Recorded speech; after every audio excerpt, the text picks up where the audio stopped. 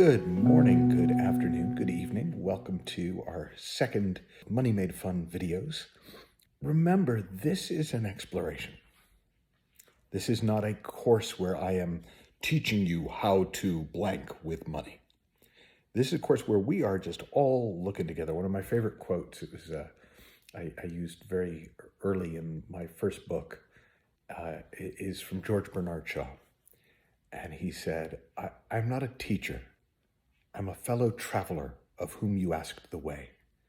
I pointed ahead of myself as well as you.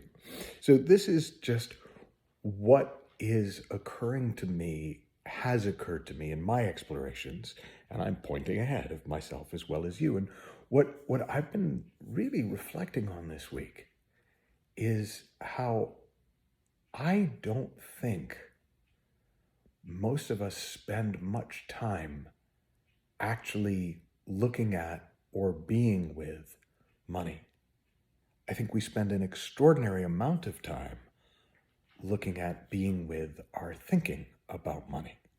And so if you remember in the first video, there were sort of two basic points. The first was that a more accurate name for this program might be Money Not Made Not Fun. That we're not starting with the idea that there's, we have to make money fun. It just looks that way because we're so good at making it not fun. And the reason that it's not fun, the primary reason, is because we just have so much thinking about it. And that the solution is not better thinking, more better thinking. It's just, initially at least, less thinking. Because when we have less thinking about something, we have a more intimate relationship with it. When we have less thinking about someone, we have a more intimate relationship with them, as opposed to a relationship with our thinking. To kind of clarify the point, most of the thinking that I hear people report to me about money, most of the thinking that I have had over the years about money, is not so much about money. It's about the past, my past with money, or the future, what I hope my future with money will be, or what I fear my future with money will be.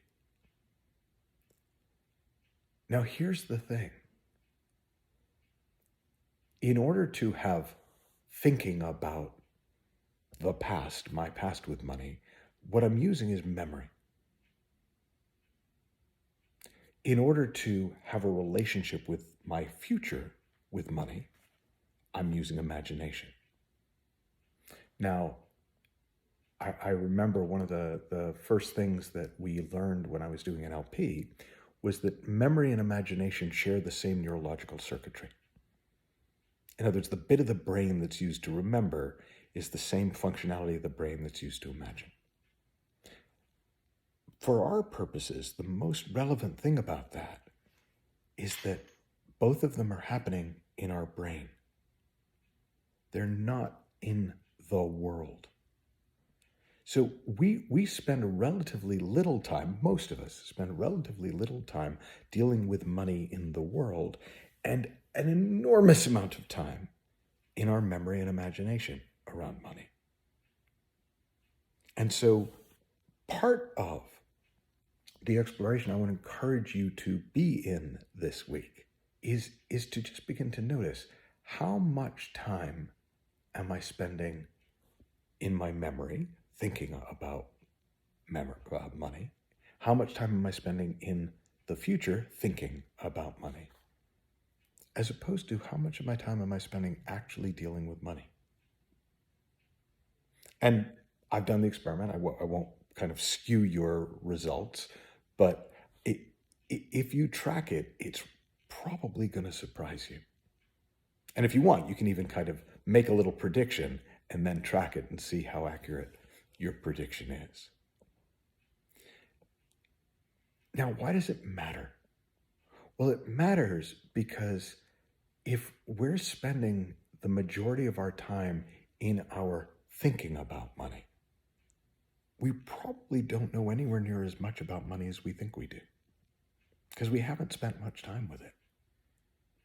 So one of the rules of creation, I talk about in all my sort of skill building programs, like getting good at getting good, is that what really makes the biggest difference is simply time and attention. When you spend time and attention with something, it evolves. And if you spend time and attention with the real thing, it gets better. When you spend time and attention with your thinking, you get more of it.